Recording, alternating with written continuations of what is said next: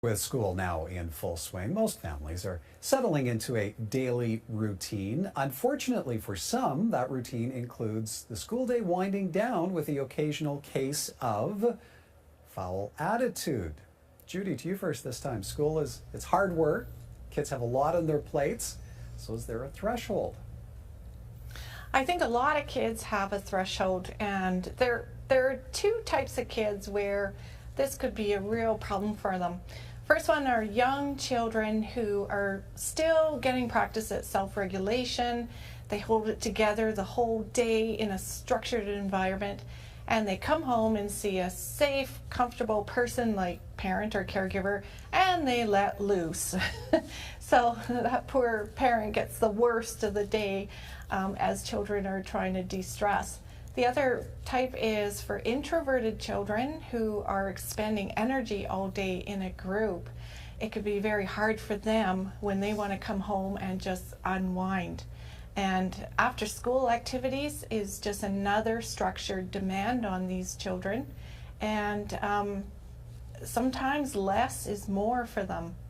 Yeah, what Judy is saying, Wendy, is really resonating on the Higgins home front right now, and that's because my two little guys they're grade 1, and it's a huge time of transition for the little youngsters. Absolutely. And going from the home environment, and whether they were, home all day with mom or dad or a caregiver, or in a child care situation, it's a big transition. It's change. And even as adults, change is hard. It's a difficult thing for us to get used to.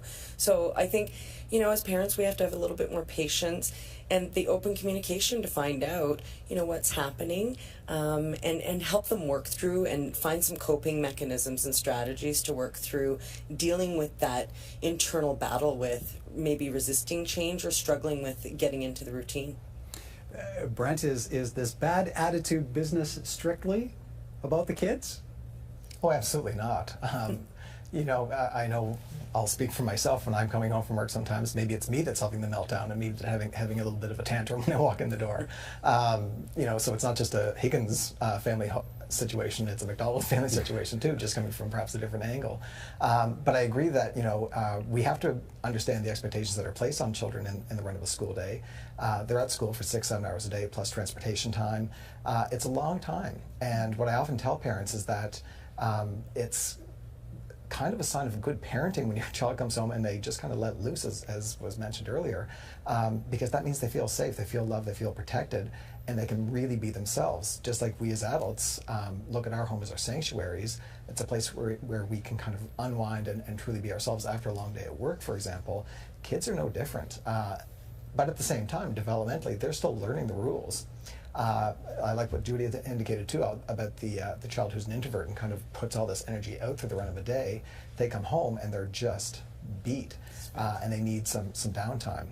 So, for example, Wendy brought up the point of younger kids. I think even particularly with older kids, the exact same thing holds true. Parents often complain about, my 14, 15, 16-year-old comes home from school and they just go straight to the room and I don't see them all night. Because they just crash. I don't really see a real problem with that sometimes, as long as we're checking in and communicating.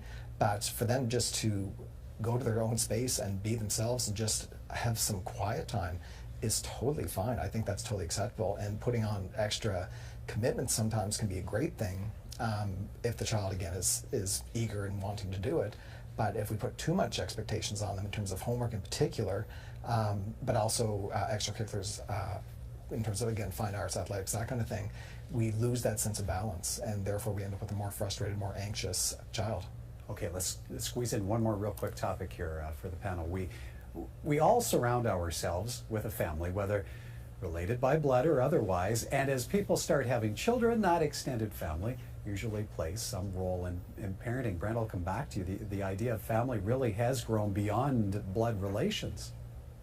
Absolutely, and it's really interesting if you look at the history of the concept of family. It's changed significantly over the years, from extended families and communities and the whole idea of it takes a village kind of thing to raise a child, to what was conceptualized in the late 1940s through to our current time of it, the nuclear families being mom, dad, and kids, and then the extended family had less involvement and kind of the nuclear family idea.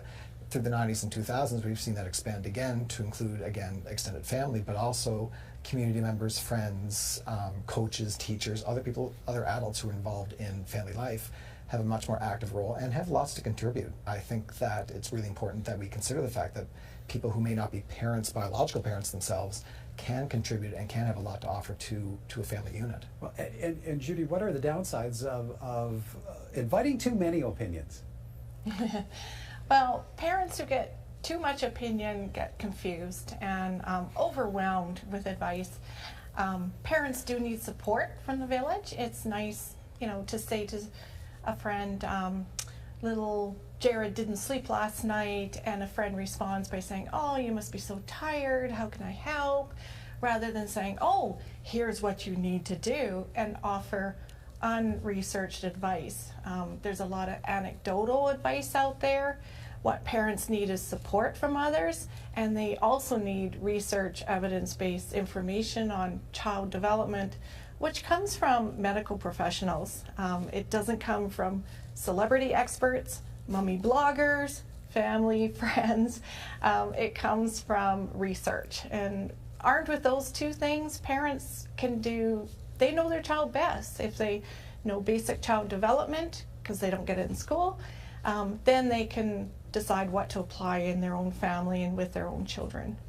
And Wendy, you're from a big village, Mm-hmm. right? Yes.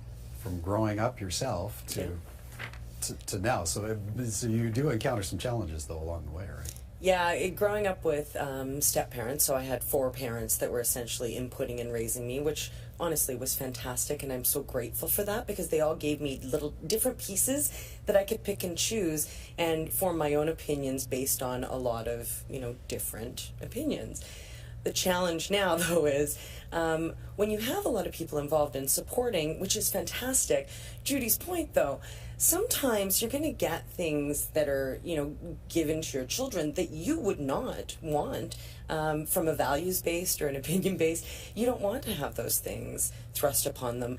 And just quick example, you know, my kids spending time with one of their grandparents who was making homophobic comments and saying things when my children were young that I wasn't comfortable with.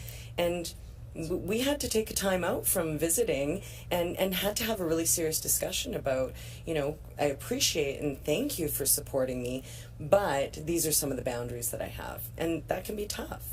Lots to weigh. All right. Great insight as always, folks. Thank you ever so kindly. Wendy Mueller, publisher of several parenting magazines, including Edmonton's Child. Judy Arnall, certified parent educator with Professional Parenting Canada, and registered psychologist, Dr. Brent MacDonald.